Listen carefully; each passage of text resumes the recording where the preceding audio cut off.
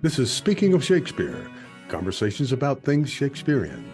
I'm Thomas Dabbs, broadcasting from Aoyama Gakuin University in central Tokyo.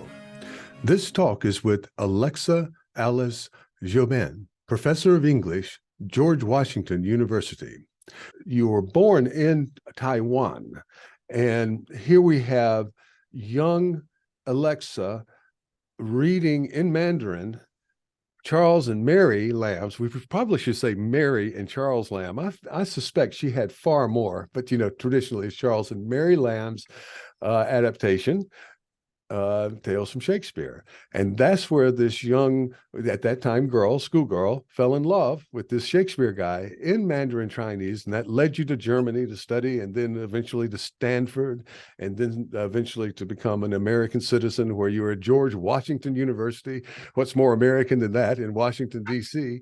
And I wanted our audience to know that this is an extraordinary thing, and it all is prompted by Shakespeare. You said in a prior conversation with me that you didn't realize that you were Asian until you came to America, where you were suddenly Asian American. Now, how does that work? It's an interesting process. You begin to realize, oh, you have a race, you're assigned something. Yeah. And it's supposed to mean something. There's this burden that comes with it. For example, have to prove yourself, try to get rid of your accent, for example, in order to communicate clearly in a classroom, because I'm entering into a teaching profession. On the flip side, around the time of the pandemic, this Black Lives Matter movement and all this important decolonizing movement is beginning. And that's where, so I like to say that my identity has been invisible and visible in various contexts, neither of which is particularly reparative. Sometimes I don't like to be visible. You can be visible in the wrong way, you know what I mean? Or invisible when you feel like you're wrong, but because you're invisible, people don't see it, don't understand it. They don't appreciate what happened to you. So this visibility and invisibility of your cultural identity is really, really an issue, especially when you're an immigrant. So closer to around the time of the pandemic, I'm beginning to realize as well that being this label of Asianness is forcing us to do certain work. For example, you're expected to be a spokesperson for certain issues. I have spoken at large. I appreciate the opportunity to be able to address the issues, not representing whole communities, but at least contributing my personal perspectives, especially the terrible mass shooting in Atlanta of Asian women, for example, that was during the pandemic, that inspired a number of articles that I wrote subsequently to address racial justice, invisibility of racial identities. So that's just one of the many examples of how you are really expected to perform, because you're expected to then represent, or perhaps to have an interest in Asian American material, or perhaps incorporate that into the classroom.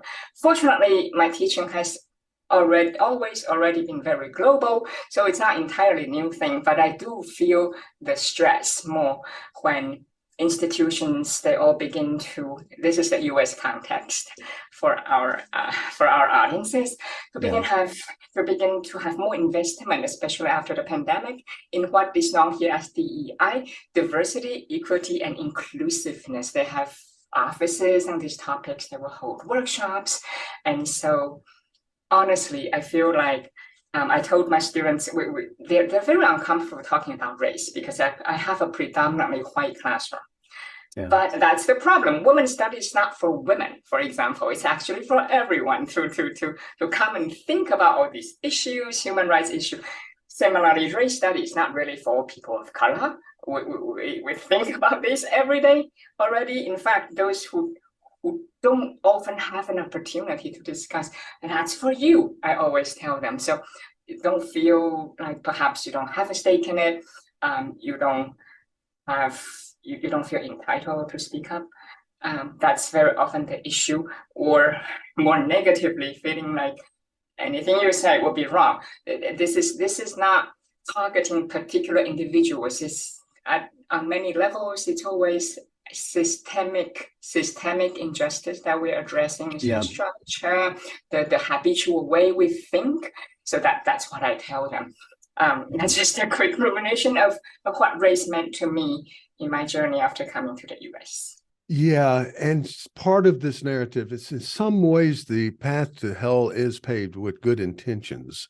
That that people sort of miss it.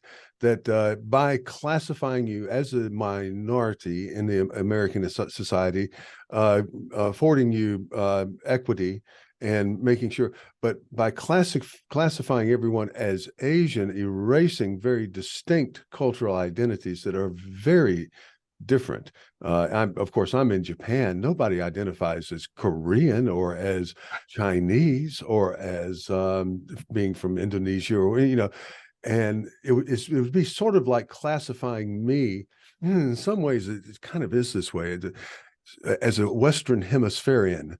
In my position in a Japanese university, well, you're part of Western Hemispherian studies, and anytime we need to learn something more about the Western Hemisphere, we're going to bring you in. I don't know anything about Argentina. Be honest, what, just Evita, kind of thing. And we've talked about this before, but here we are. I'm born in a country crossroads before you in South Carolina, and let's just face it, a very liberal time in American history, particularly in the South. And here's Shakespeare, and that takes me eventually on to the other side of the globe. Where I've been here for 25 years. You cross Shakespeare in Mandarin, and you end up on the other side of the globe somewhere else, and it just seems just tied that way. And it's a portal through which, not just a portal, there's this raw material that we've used to mediate these cultures that we've had to adapt to in our lives. And I find that you do that extraordinarily well in your writing on race and so forth. It's a very difficult thing. In the conclusion of my book, co-written with the wonderful Martin Orkin, and in the final chapter toward the end, I asked a provocative question about disowning race. If race is a central part of human identity, can we own or disown our race? Apparently, we no longer do blackface. It is seen as cultural appropriation. There's no blackface Othello, as Lawrence Olivier. 100% agreement on that. Yes. Because he's trying to own somebody else's identity. Yes. It's authenticity questions. But when I pose the question, it's more philosophical. Can I go around and say, I want to drop the Asian label? I don't want to necessarily being always asked where you're from, where you're really from. Do you like rice? That kind of thing. So it's in that vein I ask, can we disown race? Can one day our society come to what I call post-racial society? We are a long way from there, but if we keep discussing race in a canonical work like Shakespeare, we might get there faster. Yes, I fully agree with you. And we've talked about this before. I get asked pretty often, and I don't want to equate my experience with yours. It's far different. And yet there is some bit when you are a foreign national in Japan. There's a bit of othering. You see it, and you're asked where you're from, and nobody wants to know where you live in Tokyo when they ask you where you're from. They want to know what country, and then they may want to know what section, what state. In the case of the U.S., it feels like it happens every day here, probably more like once a week, but it happens all the time. And I have a colleague who gets a little testy. He's a foreign national, and he gets a little testy. He says, I'm from this area in Tokyo where I've lived for 30 years, and that doesn't go over well. If you let it get to you, then you do nothing but keep the post-racial moments that we hope for in the future from happening. All the person asking you sees is somebody who gets a little fussy with them, and they're again just being well intended, asking you questions. But yeah, I'm sure you still get asked that in the States, like, where are you really from? It's really a double-edged sword. Some activists actually promote recognition and solidarity. For them, this label is important. Yeah. You have to keep claiming Blackness, for example. The core of the cultural meaning of Othello lies very much in his Moorishness. You can't say, let's do an Othello where he is white, for example. So that's one school of thinking where post-racial may sound utopic, but it's problematic because it's a form of erasure. Of course, there are other schools of thinking in terms of race, in terms of equality. If we don't mark race, do we not have racial problems? My husband is French, so the example from France is that they've sort of tried to erase race after the Second World War due to the then government collaboration with the Nazis in giving up the Jews. And they were able to do that because they have very good bureaucratic systems of categorization, so they know exactly who's who. And after that, of course, the public and the government became very uncomfortable with this kind of human categorization process. So their bureaucratic forms don't have the box of race, unlike here in the US.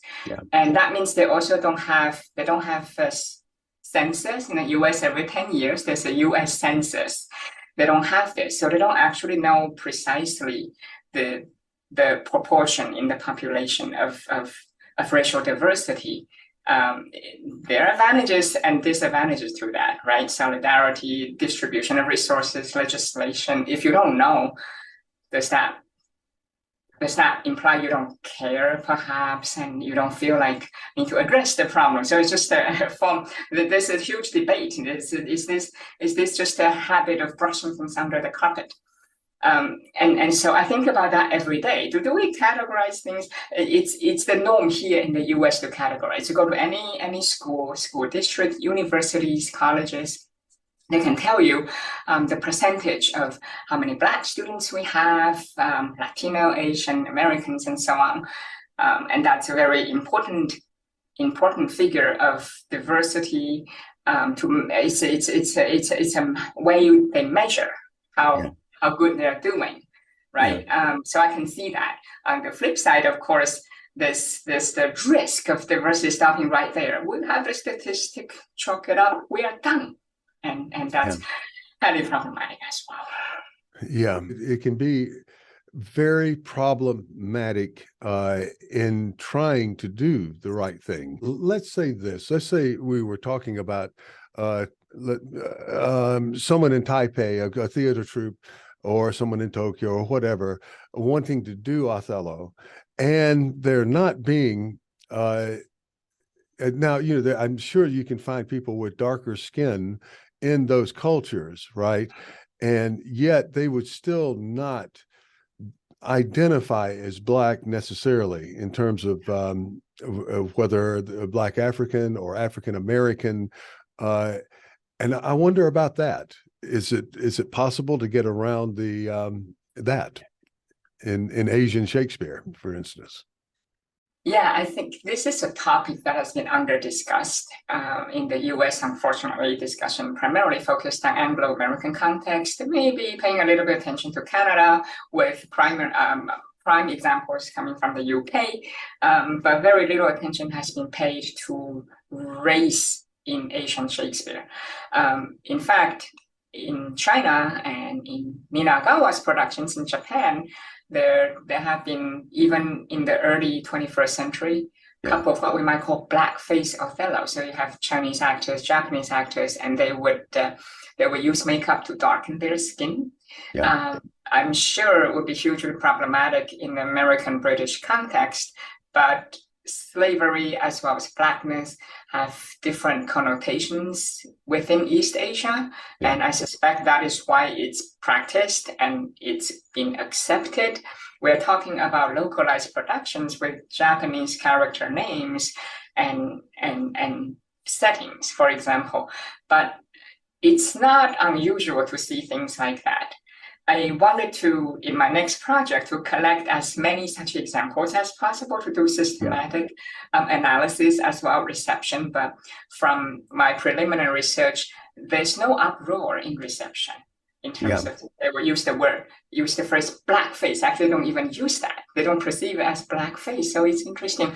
That's in parallel to whitening up. Right, and in East Asian tradition, you would see stage productions where characters wear prosthetic noses to make their noses higher, to imitate quite Caucasian facial features. Now, is that form of whitewashing? I don't think the Anglo-American vocabulary should automatically apply in this context because the difference is so huge in cultural perception of mimesis. Alexa, again, thank you so very much for joining us.